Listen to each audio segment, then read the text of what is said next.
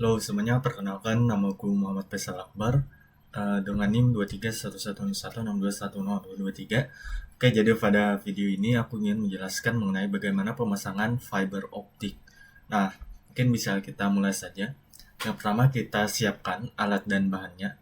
Untuk alatnya, yang pertama ada optical power meter atau OPM, kemudian sinter laser, kemudian fiber cleaver atau alat potong kabel, kemudian tang potong, tang paper, dan splicer dan juga fiber optic 2 GB Ethernet media converter A dan B. Nah, untuk bahannya sendiri, di sini ada kabel fiber, alkohol, tisu, plus konektor, dan penguatan kabel. Nah, untuk alat dan bahannya bisa di searching di internet, bagaimana bentuknya dan harga-harganya dan sebagainya. Kita bisa langsung saja ke prakteknya. Nah, langkah pertama kita siapkan dulu kabel optiknya, kemudian kita belah menjadi dua bagian, kemudian kita potong salah satu kabel. Nah, kabel yang dipotong itu adalah kabel utama atau kabel yang lebih tebal. Nah, kemudian sebelum ke langkah selanjutnya kita siapkan tisu terlebih dahulu, kemudian kita masukkan kabel yang sudah dipotong tadi, masukannya itu ke dalam tang fiber, kemudian nah, untuk kabel sendiri itu masukkan hingga mentok ke batasan besi tang fiber yang ada. Nah, di sini kan ada batasan besinya. Nah, itu sampai mentok. Nah, kemudian kita kupas saja si kabelnya menggunakan tang fiber ini, dan di sini bisa dilihat ada kabel yang sudah dikupas, kabel terluarnya.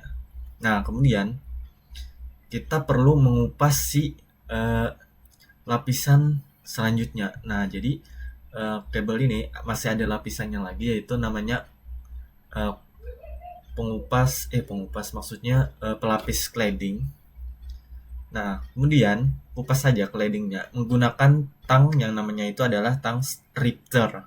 Nah, tang stripter ini berbeda lagi dengan tang fiber sebelumnya. Nah, jadi tang stripter itu di ujungnya bisa dilihat ada lubang kecil.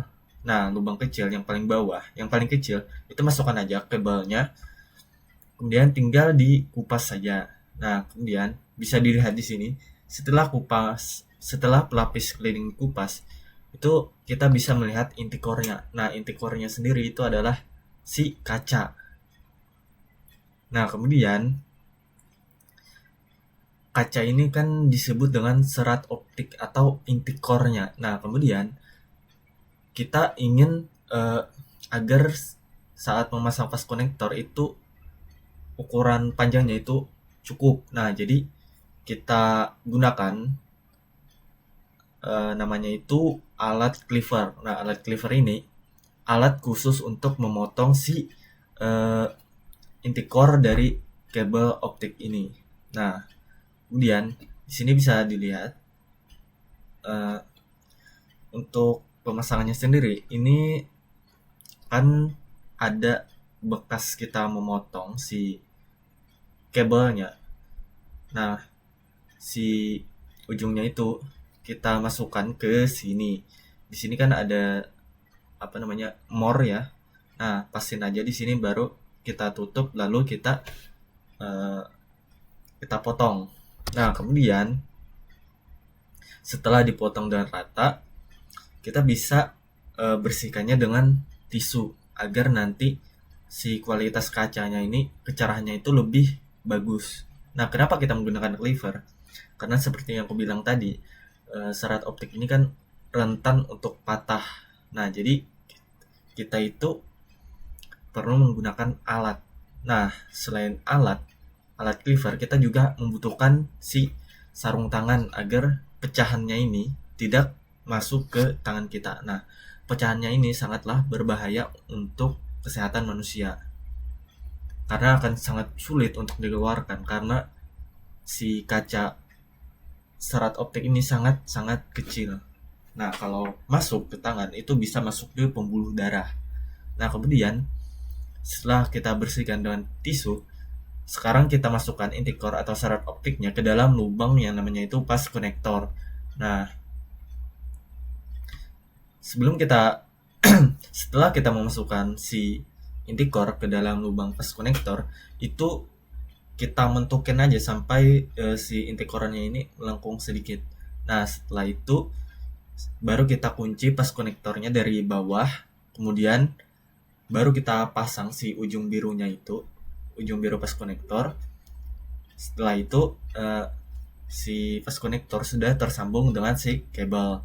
Nah, kemudian setelah itu kita akan melakukan proses pengujian si cahayanya.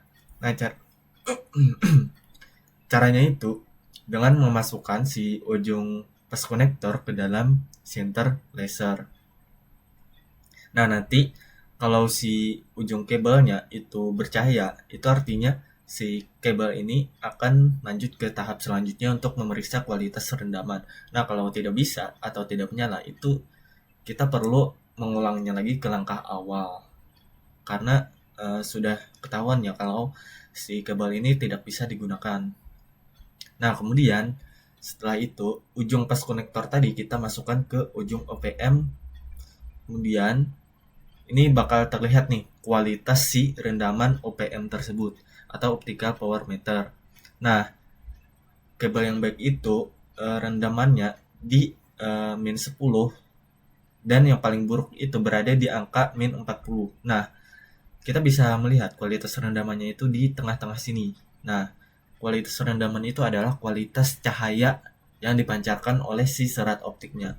Semakin bagus cahayanya, maka semakin cepat pula si kabel ini mentransfer data-datanya.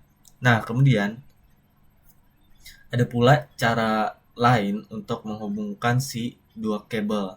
Nah, caranya itu menggunakan si splicer. Nah, pertama-tama kita perlu menyiapkan bahan yang namanya itu protective slipper. Nah, protective slipper ini nanti kita gunakan untuk menghubungkan si dua kabel. Nah, pertama kita siapkan si placernya, kemudian kita pasang kedua kabel ke dalam tengah splicer, kemudian nanti kita tutup, kemudian bakal terlihat nih kualitas serap optiknya di sini. Nah, nanti akan terlihat apakah kualitasnya bagus ataupun buruk. Nah, kemudian